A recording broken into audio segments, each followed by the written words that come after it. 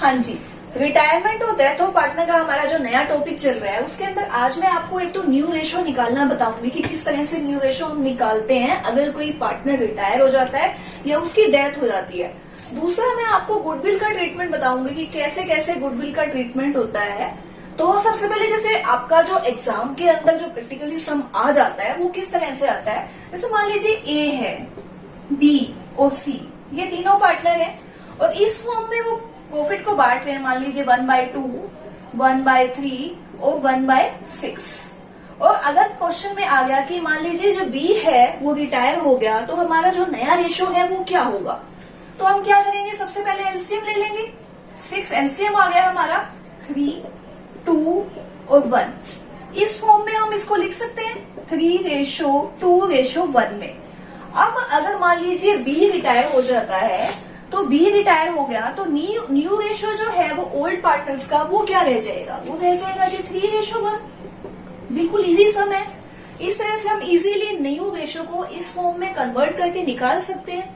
अगर मान लीजिए एक और सम है आपका, पी क्यू आर, 3 पार्टनर हैं, पी क्यू और आर, ये 3 पार्टनर हैं और ये प्रॉफिट को बांट रहे हैं आपका 1/2, 2/5 और 1/10।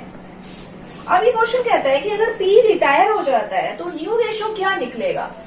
P अगर रिटायर हो जाता है तो न्यू रेशो क्या निकलेगा, तो हम लोग एलसीएम निकालेंगे वापस से। 10 एलसीएम हो जाएगा, 5, 4 और 1। ये हमारा रेशो हो गया जी। इस फॉर्म में हम इसको लिख सकते हैं 5:4:1। अगर P रिटायर होता है तो हमारा न्यू रेशो क्या हो जाएगा जी, 4:1 हो जाएगा।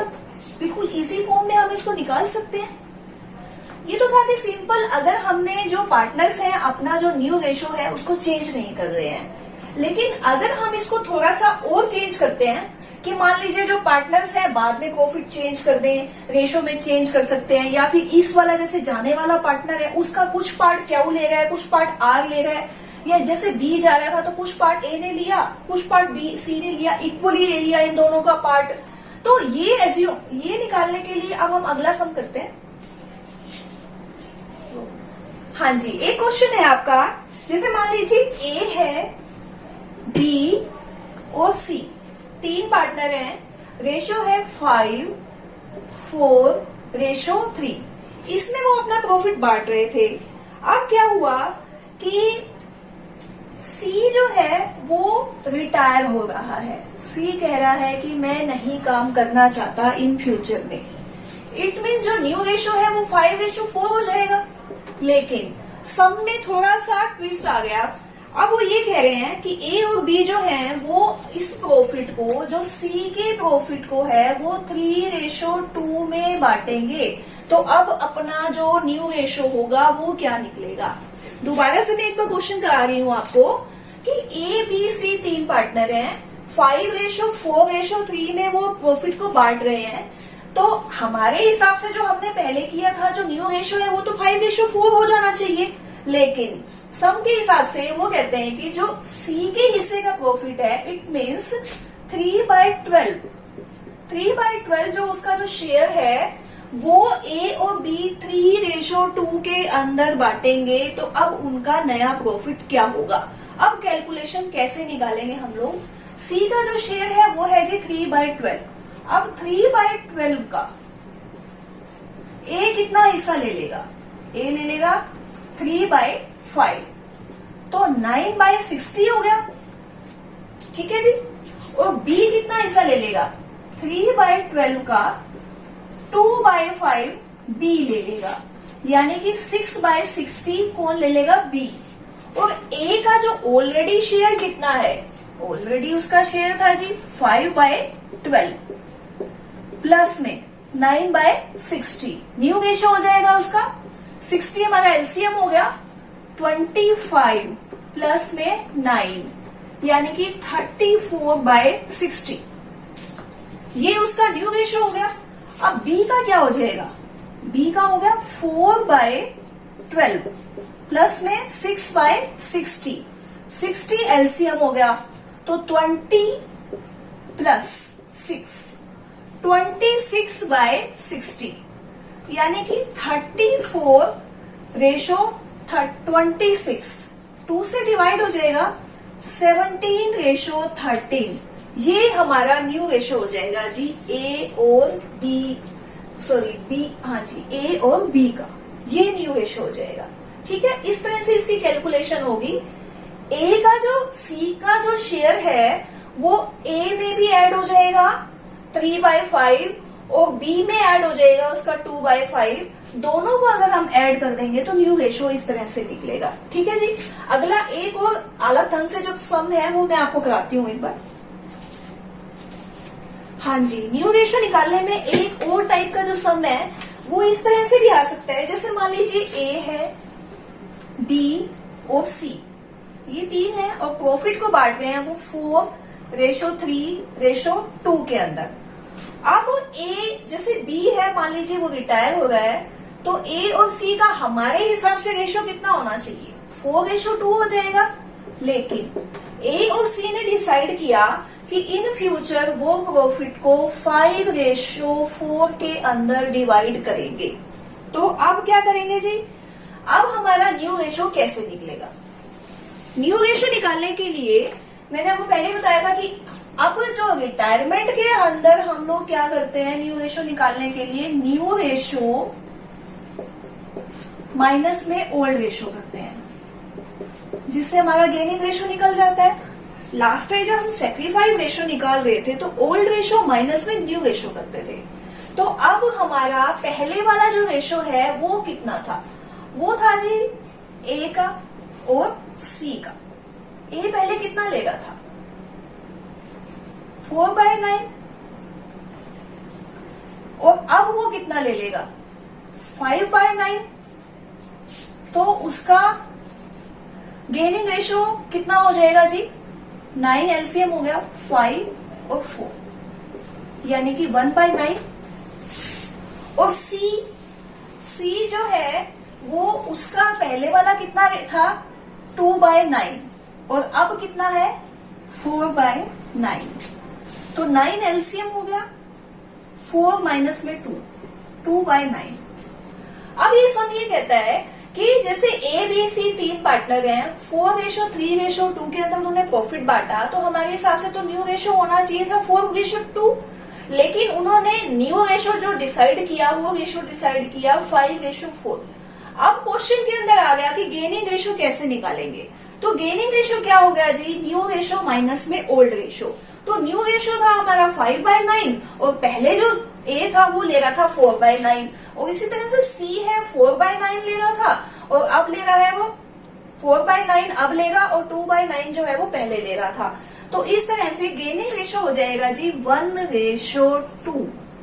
ये हमारा गेनिंग रेशो निकल जाएगा। ठीक है जी, इस तरह से गेनिंग रेशो के क्वेश्चन आ सकते हैं या फिर न्यू रेशो के क्वेश्चन पूछे जा सकते हैं कि किस तरह से न्यू रेशो निकालना है। इस तरह के क्वेश्चन इसके अंदर आते हैं। अब मैं आपको गुडविल और ट्रीटमेंट, गुडविल का जो ट्रीटमेंट है वो बताती हूँ कि वो कैसे कैसे निकलेगा। हमें गेनिंग रेशो निकालना आ गया। अब गेनिंग रेशो के अंदर ही हमने गुडविल को बांटना है। ठीक है जी, हाँ जी, ट्रीटमेंट ऑफ गुडविल कैसे किया जाए। 2 पोजीशन है इसके अंदर। लास्ट चैप्टर के अंदर भी मैंने बताया था कि अकाउंटिंग स्टैंडर्ड 26 वो क्या कहता है कि गुडविल को आप कभी भी रेज नहीं कर सकते, यानी कि गुडविल अकाउंट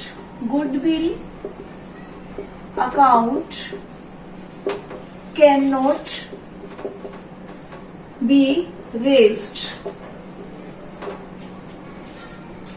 लेकिन अगर हम गुडविल को खरीदते हैं पैसे देके, मान लीजिए आपने कोई चलता हुआ बिजनेस परचेज किया और उसमें आपने गुडविल के लिए पैसे दिए, तब तो क्या है कि गुडविल अकाउंट के अंदर आएगी। तो क्या होगा कि बुक्स के अंदर गुडविल रखी होगी पहले से ही। लेकिन अगर अकाउंटिंग स्टैंडर्ड के हिसाब से आपका स्टार्टिंग से बिजनेस आपका ही है तो आप क्या करेंगे, गुडविल को रेज नहीं कर सकते। लेकिन जाने वाला पार्टनर क्या कहता है कि चाहे आपके बुक्स के अंदर है नहीं है, मुझे इससे कोई मतलब नहीं है, मैं अगर जा रहा हूं तो मैं तो गुडविल को लूंगा ही लूंगा, क्योंकि मैंने आपके साथ काम किया, मैंने वही मेहनत करी जो आप सबने करी। चलते हुए बिजनेस को मैं छोड़ के जा रहा हूँ, तो मैं तो गुडविल को लेके जाऊंगा। तो अब दोनों में ट्रीटमेंट क्या रहेगा वो मैं बताती हूँ आपको। सबसे पहले तो अगर बुक्स के अंदर गुडविल है तो हमें इसको राइट डाउन करना पड़ेगा। अब राइट डाउन करने के लिए वही सेम की सेम जो एडमिशन वाली एंट्री है वही की वही रहेगी आपकी। Old partners capital account, old partner capital account debit to goodwill account, क्योंकि पुराने वाले अकाउंट के जो पार्टनर हैं वो ये कहेंगे कि गुडविल अब जो हमने पहले इस नाम पे लगा रखी थी बुक्स के अंदर, अब हम उसको राइट ऑफ तो करेंगे। तो इट मीन्स क्या होगा कि आपकी कैपिटल के अंदर भी हिस्सा कम होगा, जैसे कि हमारा कैपिटल में कम हो रहा है। तो ठीक है, तो जो ये वाला ओल्ड पार्टनर्स कैपिटल है इसके अंदर हम लोग जैसे मान लीजिए ए है, बी है और सी है, तीनों है, सी जा रहा है, तो सी को भी राइट ऑफ करना पड़ेगा, यानी कि सी के अकाउंट में से भी ये वाली कैपिटल राइट ऑफ होगी, यानी कि उसके अकाउंट में से भी ये अमाउंट लेस होगा। ठीक है, ये एंट्री हो जाएगी। अब दूसरी एंट्री क्या है कि अगर मान लीजिए गुडविल अब नया पार्टनर जो रिटायरी पार्टनर है वो जा रहा है, तो अब हमें उसको तो गुडविल देनी पड़ेगी। गुडविल देंगे तो हम लोग क्या करेंगे, पुराने वाले जो रिमेनिंग पार्टनर हैं उनके अकाउंट को डेबिट कर देंगे और किसको दे देंगे, जाने वाले पार्टनर को। तो एंट्री हो जाएगी जी old partner, old partners capital account debit to, old partner की जगह हम लोग कंटिन्यूइंग पार्टनर करेंगे। एडमिशन वाले के अंदर क्या किया था हमने, हम ओल्ड पार्टनर अकाउंट करते थे, लेकिन इसके अंदर क्या आ जाएगा जी, continuing, continuing partner capital account, यानी कि जो रिमेनिंग पार्टनर है या तो हम रिमेनिंग पार्टनर कैपिटल अकाउंट कर सकते हैं या फिर हम continuing partner capital account debit कर सकते हैं टू रिटायरी, रिटायरी पार्टनर और डीकेज पार्टनर। अगर किसी पार्टनर की डेथ हो जाती है तो वो भी रिटायरी या फिर डीकेज पार्टनर अकाउंट हो जाएगा जी, और इसमें ये जो गुडविल है वो शिफ्ट हो जाएगी। ये जनरल एंट्री होगी। एक क्वेश्चन के हिसाब से मैं आपको भी करवा के बताती हूँ, तब आपको ज्यादा अच्छे से समझ में आ जाएगा। ठीक है जी, हाँ जी, एक क्वेश्चन है इसके अंदर P Q R, P Q और आर तीन पार्टनर है जी, 7:5:4 में अपना प्रॉफिट डिवाइड कर रहे हैं। अब गुडविल की जो वैल्यू है वो करी है जी 1,60,000 और पी और क्यू यानी कि जो आर है वो रिटायर हो गया है। पी और क्यू ने कहा कि हम आने वाले टाइम में प्रॉफिट को इक्वली बांटेंगे। तो अब गुडविल का ट्रीटमेंट करें कि कैसे गुडविल हम देंगे जाने वाले पार्टनर को। 1,60,000 हमारी टोटल फर्म की वैल्यू गुडविल की वैल्यूड हुई है। अब क्या करेंगे जी, हम सबसे पहले आर का शेयर निकालेंगे। आर का शेयर कितना हो गया, 1,60,000 मल्टीप्लाई बाय 4/16 यानी कि 40,000। 40,000 हो गया इस रंग से। अब 40,000 आर का जो ट्रीटमेंट है वो हमने करना है कि हम गेनिंग रेशो निकालेंगे। सबसे पहले गेनिंग रेशो, गेनिंग रेशो का जो फॉर्मूला है मैंने अभी आपको बताया है, न्यू रेशो माइनस में ओल्ड रेशो। ठीक है जी, तो न्यू रेशो क्या हो गया 1/2 और ओल्ड रेशो क्या हो गया 7/16। ये हो गया पी का और ये क्या होगा 1/2 माइनस में 5/16, एलसीएम आ गया 16, 8 माइनस में 16 यानी कि 1/16 और इसका हो जाएगा 16 एलसीएम 8 माइनस में 5 यानी कि 3/16। गेनिंग रेशो आ गया 1:3 यानी कि ए जो है वो 1/4 अपना जो हिस्सा है गुडविल का देगा और जो क्याऊ है वो 3/4 देगा। तो एंट्री क्या हो जाएगी, जर्नल एंट्री, इसकी एंट्री बनेगी इसकी, हाँ जी, जर्नल एंट्री क्या हो जाएगी हमारी, पी और क्याऊ की कैपिटल कम होगी तो पी कैपिटल अकाउंट डेबिट और क्याऊ capital account debit to R capital account. R को कितना हिस्सा मिल जाएगा कैपिटल का, 40,000 और पी कितना हिस्सा देगा, 10,000 और क्याऊ कितना देगा, 30,000। ये गुडविल का ट्रीटमेंट होगा, इस तरह से एंट्री होगी गुडविल की। सेम वही एडमिशन वाला ही है, अपोजिट है। हम लोग पहले सैक्रिफाइस रेशियो के अंदर ओल्ड पार्टनर्स थे, उनको कैपिटल में गुडविल का हिस्सा मिल जाता था।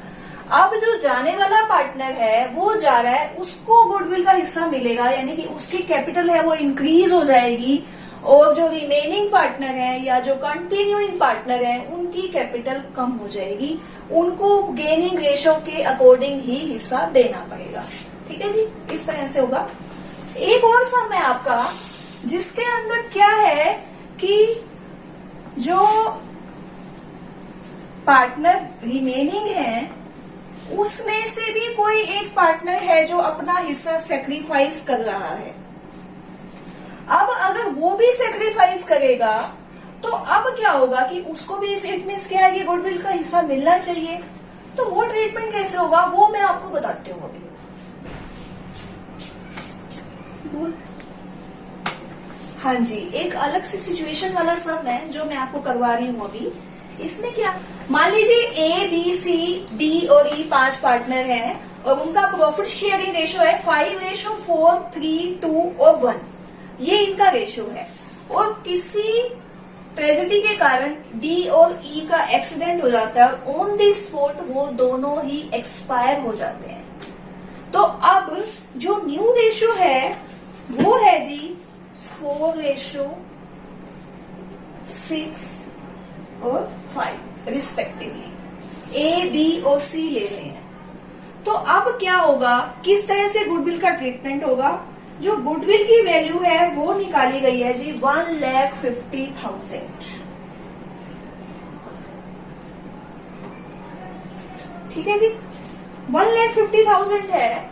अब कैसे उसका ट्रीटमेंट करना है हमें वो हम देखते हैं इसके अंदर। सबसे पहले हम लोगों ने रेशो ये निकाला हुआ है। अब न्यू रेशो ये हो गया इसका और ओल्ड रेशो हमने ऊपर लिखा हुआ है। तो अब हम उसका सेक्रीफाइस या गेनिंग रेशो निकालेंगे।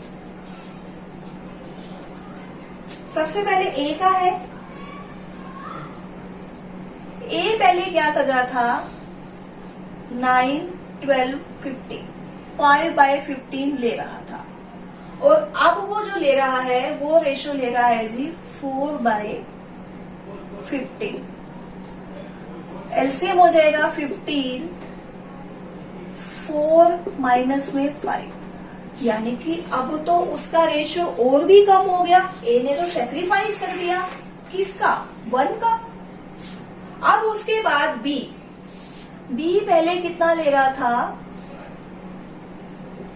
4/15। अब कितना ले रहा है वो, 6/15।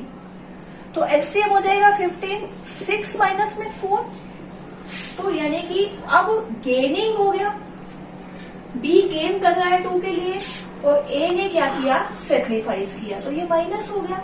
अब सी क्या कर रहा है, सी पहले ले रहा था 3/15 और अब वो ले रहा है 5/15, यानी कि एलसीएम हो गया 15 इसका, तो 5 माइनस में 3, 2/15 और 2/15।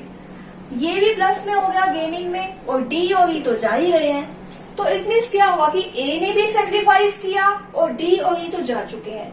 तो गेनिंग रेशियो किसका हो गया, 2 और 2, यानी कि बी और सी जो हैं वो जो है उनको प्रॉफिट में बेनिफिट मिला, जबकि ए ने तो अपने हिस्से का फिर भी सेक्रीफाइस कर दिया। तो टोटल गुडविल जो है वो है जी हमारी 1,50,000। अब इसका कैसे ट्रीटमेंट होगा, इसकी क्या एंट्री होगी वो मैं आपको बताती हूँ। हाँ जी, 1,50,000 का डी को कितना हिस्सा मिलेगा, 2/15,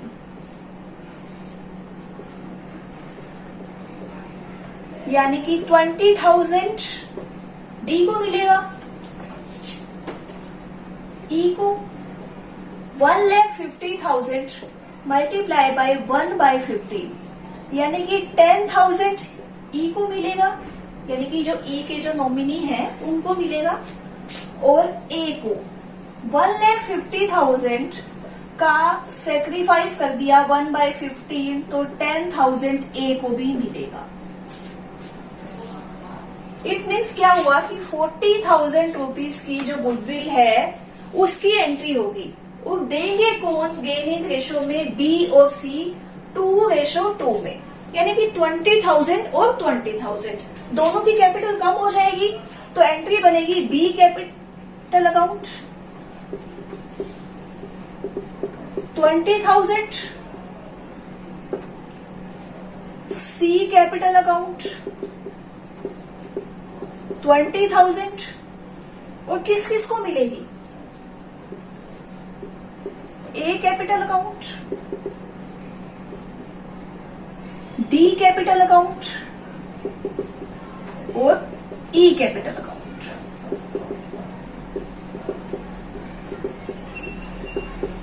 $10,000, 20,000 और 10,000, ये 40 और ये 40, ये एंट्री बनेगी जी आपकी। इस तरह की जो कैलकुलेशन है ये काफी इंपॉर्टेंट है, क्योंकि इस तरह की जो कॉम्प्लिकेटेड सम है वो आने के ज्यादा चांस होते हैं आपके शॉर्ट में भी, 2 मार्क्स में, 4 मार्क्स में, और कई बार तो जो बड़े क्वेश्चन है उसमें भी इस तरह की कैलकुलेशन आपकी आ जाती है। तो ये है जी कि इसके अंदर जो पुराना वाला जो रिमेनिंग पार्टनर है उसने भी सेक्रीफाइस किया, प्लस में जो डिकेस पार्टनर है उनका जो शेयर है वो तो कम होगा ही। तो जो टोटल कैपिटल थी उसमें उन सबका शेयर निकाल के हम लोगों ने जो गेनिंग पार्टनर थे, जिन्होंने जो अपना प्रॉफिट का शेयर गेन करा है, उनके कैपिटल से डेबिट करके इनको क्रेडिट कर दिया जाएगा जी। अगला जो पार्ट है आपका revaluation of asset and liability, वो मैं आपको अगले पार्ट में करवाऊंगी। मेरे हिसाब से आपको ये अच्छे से समझ में आ गया होगा। Thank you.